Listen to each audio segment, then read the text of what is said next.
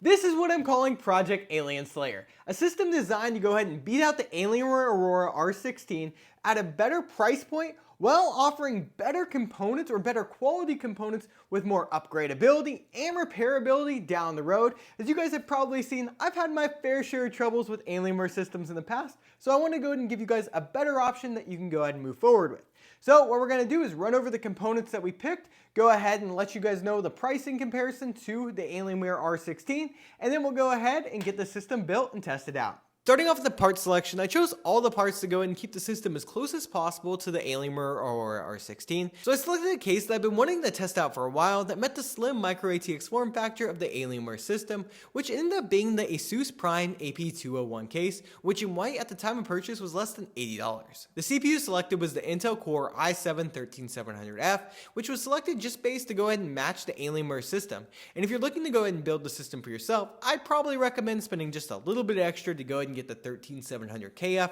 to give you a little bit better performance. The motherboard here was nothing special as it really didn't need to be, so I went ahead and selected the Gigabyte B760MC, which has been really reliable in my experience. As this is a DDR5 board, I went ahead and selected 16 gigabytes of DDR5 of Patriot Viper memory, which runs at 5600 megatransfers per second, which is a perfect option of value and speed in my opinion. For storage, the Crucial P5 Plus was selected as it's one of the best 1TB SSD values you can currently get with incredible reliability. The GPU selected here was honestly just the cheapest RTX 4070 at the time, which happened to be this limited edition Spider-Man collab with Zotac, which is actually really cool.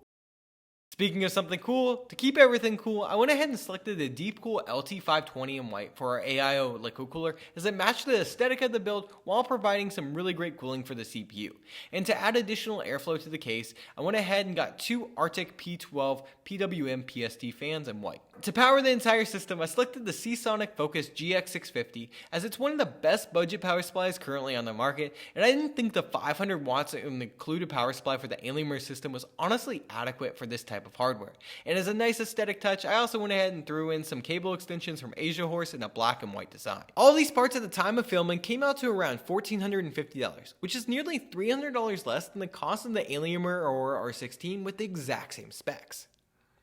Now to go ahead and put the system together, we can go ahead and first start off by placing our motherboard on its box, and then we can go ahead and lift up the socket cover. Where once that's lifted up, we can go ahead and carefully place our CPU into the socket and lower down the retention mechanism. And once we go ahead and do that, we can go ahead and see that the socket cover actually just popped right off. And I always like to say, make sure you hold on to these as they're essential for RMAs. Now to go ahead and take care of the rest of the board, we can go ahead and install our memory into slots 2 and 4 as these are the primary slots according to this motherboard. And then by using Gigabyte's really cool M.2 mount, we can go ahead and pull that up out of the slot and then go ahead and lower the SSD into place and then put the pin back down. With everything now installed to the board that actually has to be there, we can actually now install the CPU cooler's bracket to go ahead and make sure it's way easier to go ahead and install later on. With the motherboard now prepped, we can now go ahead and install the IO shield in the back of the PC case and then carefully lower the motherboard into place and get it screwed down. At this point in every PC build that I like to do, I always like to start with something I like to call pre-wiring, which is where I run all the front panel cables into the motherboard so I can just get them out of the way before I get any kind of larger components that end up making the process way harder.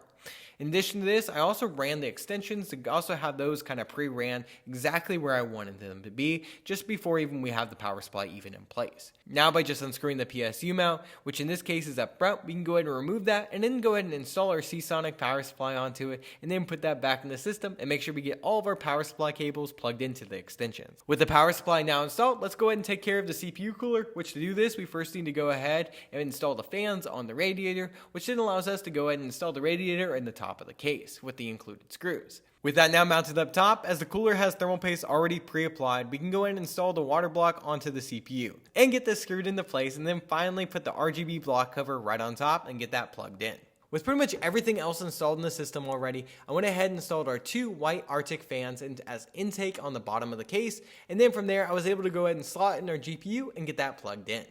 With everything now installed in this system, I gotta say it turned out perfect, as it just looks super clean, and I love the white, black, and silver aesthetic that this build ended up encompassing. And I also love how this one just looks, to me, way better than the Alienware Aurora R16. If you guys enjoyed this video and you want to see how well this Alien Slayer actually stacked up to the Alienware Aurora R16, go check out our Alienware R16 review, which shares all the findings, and here's a quick hint, it was super interesting, as there was some really shady behavior going on from the Alienware system. And if you guys guys want to see more builds like this, make sure you give this video a like, subscribe, and let me know in the comments what kind of build we should do next, and I'll see you guys in the next video.